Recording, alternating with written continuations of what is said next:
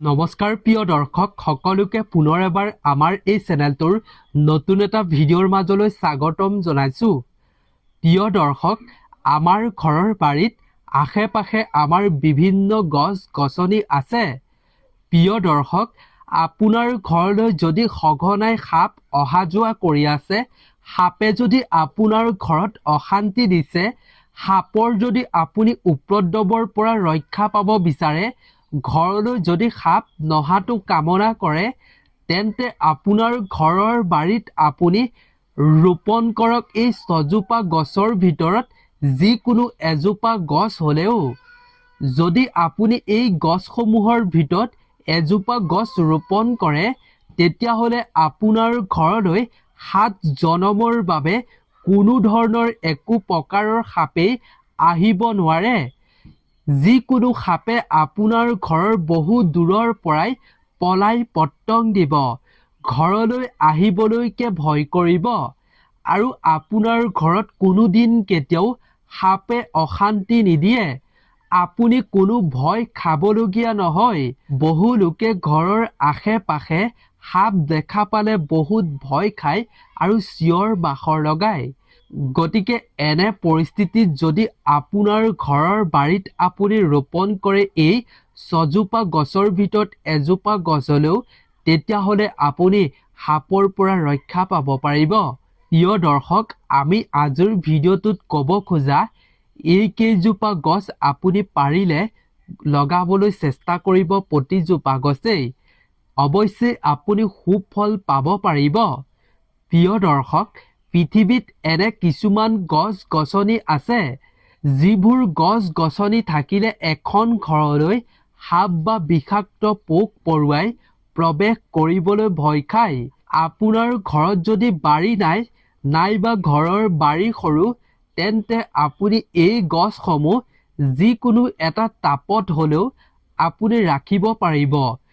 যিদৰে আপুনি মানি প্লাণ্ট ৰাখে, তেনেদৰে আপুনি ৰাখিব পাৰিব এটা টাবত। প্ৰিয় দৰ্শক, আপোনালোকে সকলোৱে জানে সাপ আৰু বিষাক্ত পোক-পৰুৱাৰ বাসস্থানেই হৈছে গছ-গছনি। কিন্তু প্ৰিয় দৰ্শক, কিছুমান গছ-গছনিৰ ওচৰলৈ কেতিয়াও সাপ নাযায়। আপুনি হয়তো চাগে কেতিয়াবা লক্ষ্য কৰে, কিছুমান বিষাক্ত সাপ বা পোক-পৰুৱা কিছুমান গছ-গছনিৰ ওচৰলৈ নাযায়। কাৰণ সেই গছ-গছনিৰ পৰা ওলোৱা গোন্ধ সাপ বা বিষাক্ত পোক-পৰুৱাই সহ্য একেবাৰে কৰিব নোৱাৰে। সেইবাবেই সেই গছ-গছনিৰ ওচৰলৈ কেতিয়াও নাযায় আৰু সেই গোন্ধ পালে আঁতৰি গুচি যায় বহু দূৰৰ পৰাই বিষাক্ত সাপ বা পোক-পৰুৱা। যদি প্ৰিয় দৰ্শক হঠাতে আপোনাৰ ঘৰৰ ভিতৰলৈ সাপ সোমাই, নাইবা আপুনি চোতাল বাৰীত যদি সাপ দেখা পায়, তেতিয়া আপুনি মনতে বহুত ভয় খাই কি কৰোঁ কি নকৰোঁ তেনেকুৱা পৰিস্থিতিৰ সন্মুখীন হ'বলগীয়া হয়। কেনেকৈ ঘৰৰ পৰা সাপটো খেদিম, কেনেকৈ আপোনাৰ ভয় দূৰ কৰিম, তাৰ বিষয়ে আপুনি চিঞৰ বাখৰ কৰি চিন্তিত হৈ পৰে। গতিকে আপুনি নিশ্চিন্ত মনে এই উদ্ভিদ আপুনি আপোনাৰ ঘৰত ৰোপণ কৰক। আপুনি ৰাসায়নিক পদাৰ্থৰ বিপৰীতে আপুনি এই গছ ৰোপণ কৰিলে আপুনি সাপৰ ভয়ৰ পৰা মুক্ত হৈ থাকিব পাৰিব। সাপৰ উপদ্ৰৱ আপুনি নিয়ন্ত্ৰণ কৰিব পাৰিব। গতিকে আহক বেছি পলম নকৰি আমি তাৰ বিষয়লৈ আগবাঢ়ো। তাৰ আগতে আপোনালোকক এটা সৰু অনুৰোধ, আপোনালোকে এই ভিডিঅ'টো কোন ঠাইৰ পৰা চাই আছে নিশ্চয় অৱশ্যে তলৰ কমেণ্ট ছেকশ্যনত উল্লেখ কৰিব।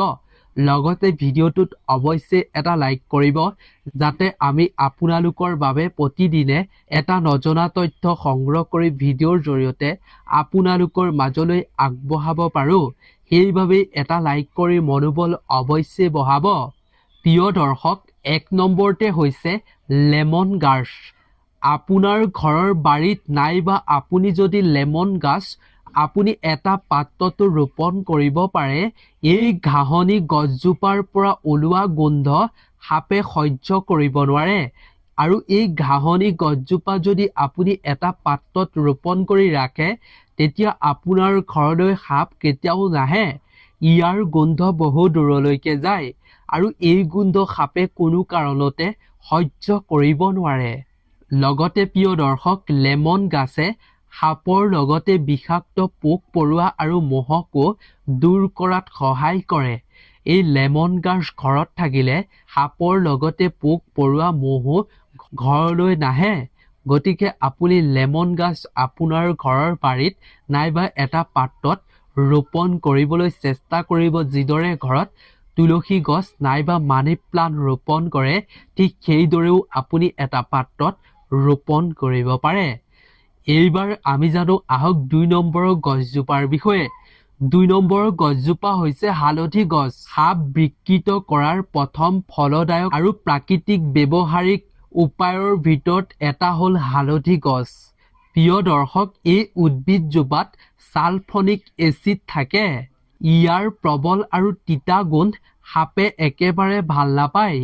যদি আপুনি আপোনাৰ ঘৰৰ বাৰীত হালধি গছ ৰোপণ কৰিব পাৰে তেতিয়াহ'লে আপুনি ঘৰলৈ সাপ অহা যোৱা কৰা বন্ধ কৰাব পাৰিব। হালধি গছ ঘৰৰ আশে-পাশে থাকিলে নাইবা হালধি ছটিয়াই থ'লে সাপ দূৰৰ পৰাই পলায় বুলি কোৱা হৈছে। প্ৰিয় দৰ্শক, 3 নম্বৰতে হৈছে পিঁয়াজৰ গছ। হালধিৰ দৰে তীব্ৰ গোন্ধৰ বাবে সাপ ওচৰলৈও নাহে। এই গছ থাকিলে ঘৰত যদি পিঁয়াজৰ গছ ৰোপণ কৰে তেতিয়াহ'লে ঘৰলৈ সাপ অহাৰ পৰা আপুনি ৰক্ষা পাব পাৰিব। এইটো এটা ফলদায়ক পদ্ধতি বুলি কোৱা হৈছে। প্ৰিয় দৰ্শক, ইয়াত হালধিৰ দৰেই ছালফনিক এচিড থাকে বুলি কোৱা হৈছে আৰু এই এচিডৰ বাবেই পিঁয়াজ কাটিলে চকুৰ পৰা চকু পানী ওলায়। আৰু এই এচিড পালে বা এই এচিডৰ গোন্ধ পালে বেছি সময় সাপ ৰৈ থাকিব নোৱাৰে, যাৰ ফলত সেই ঠাইৰ পৰা সাপ দূৰ হৈ পৰিব। প্ৰিয় দৰ্শক, ইমানলৈকে যদি আপুনি ভিডিঅ'টো চাই ভাল পাইছে তেন্তে অৱশ্যেই ভিডিঅ'টোত এটা লাইক কৰিব। 4 নম্বৰৰ গছজোপাৰ নাম হৈছে সৰ্পগন্ধা।